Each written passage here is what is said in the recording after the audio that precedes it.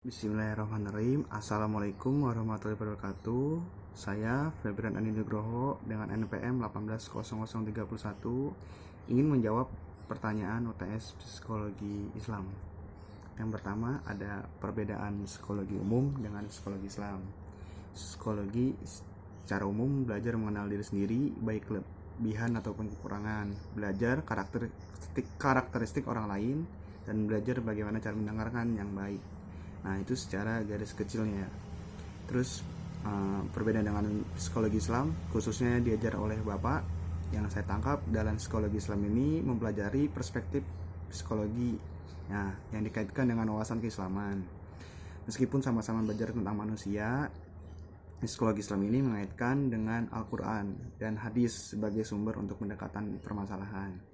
Nah, konsep psikologi Islam ini juga mengalami filterisasi, yang di dalamnya dikaitkan dengan wawasan keislaman. Terus juga membuang konsep-konsep yang tidak sesuai dengan ataupun bertentangan dengan Islam.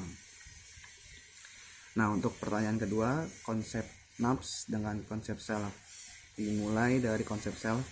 Konsep self ini merupakan singkumpulan hal-hal yang dipikirkan, diyakini, dipersepsikan kepada dirinya. Jadi konsep self ini hanya berpusat dan hanya memandang dirinya sendiri. Nah, untuk konsep nafs ini saya mengambil dari Ibnu Sina. Ibnu Sina ini berpendapat tentang nafs adalah kesempurnaan bagi jasad. Ia merupakan unsur pertama sehingga manusia mampu bergerak. Sedangkan jasad adalah kesempurnaan kedua sebagai alat yang memiliki fungsi untuk menjalankan aktivitas. Makanya jasad dan nafs ini merupakan dua substansi yang berbeda yang saling membutuhkan. Nah, yang bisa saya tangkap ini, nafs ini berkaitan dengan jiwa dan raga gitu. Berbeda dengan konsep self yang hanya raganya saja ataupun jasadnya saja.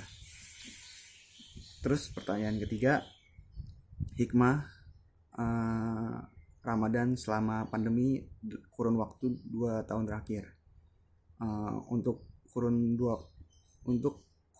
tahun terakhir ini selama pandemi, untuk aktivitas saya biasa saja sih Pak, secara umum ya. Yang aktivitasnya ya baca Al-Quran, ibadah.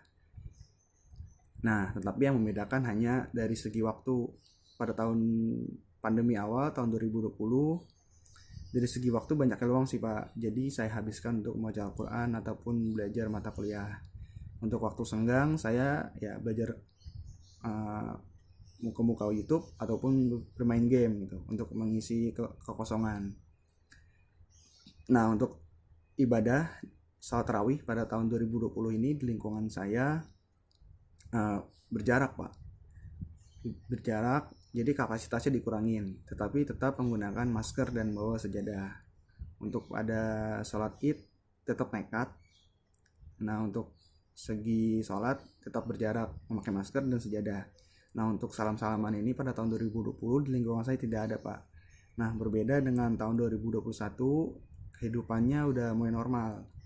Ketika sholat tarawih di tahun 2021 sudah mulai ramai Pak, tidak berjarak, tetapi tetap menjalankan prokes, memakai masker dan membawa sejadah. Nah, untuk pada Idul Fitrinya tetap sama saja seperti di luar pandemi. Jamaah sudah mulai banyak, tapi tetap menjalankan prokes gitu.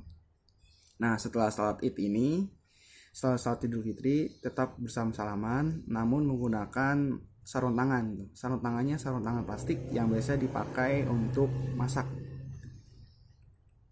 Itu saja sih Pak yang hikmah yang bisa saya ambil. Lebih banyak ke waktu sih. Waktunya itu bisa saya pakai untuk beribadah ataupun membaca Al-Quran gitu selama Ramadan di kala pandemi. Mungkin itu saja Pak yang bisa saya sampaikan. Kurang lebihnya mohon maaf. Wassalamualaikum warahmatullahi wabarakatuh.